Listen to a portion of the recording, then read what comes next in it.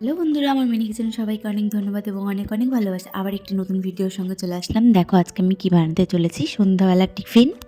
সন্ধ্যা হলে কেন জানি না এটা ওটা খেতে ইচ্ছা করে। কি বানানো যায়, চলো আলুর চপ বানাই নতুন স্টাইলে। দেখো তোমাদেরও ভালো লাগবে নতুন স্টাইলে আলুর চপটা। আমি একটি সিদ্ধ আলু নিয়ে নিলাম 2 টুকরো। ওই আলুর মধ্যে কিছুটা পেঁয়াজ কুচি, রসুন কুচি, লঙ্কা কুচি, টমেটো কুচি, কিছুটা জিরে গুঁড়ো, লঙ্কা গুঁড়ো, ধনে গুঁড়ো, অন্য পরিমাণ লবণ আর একটি ডিম ভেঙে ওর মধ্যে দিয়ে দিব। তারপর কর্নফ্লাওয়ার দিয়ে ওটা ভালো করে মাখিয়ে নিব।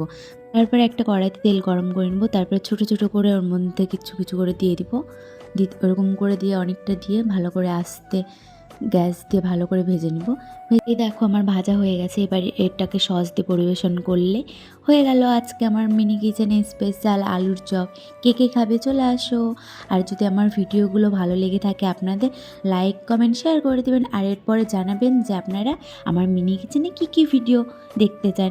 কমেন্ট করুন জলদি জলদি। আজকের মতন টাটা, আবার অন্য ভিডিওর সঙ্গে দেখা হচ্ছে।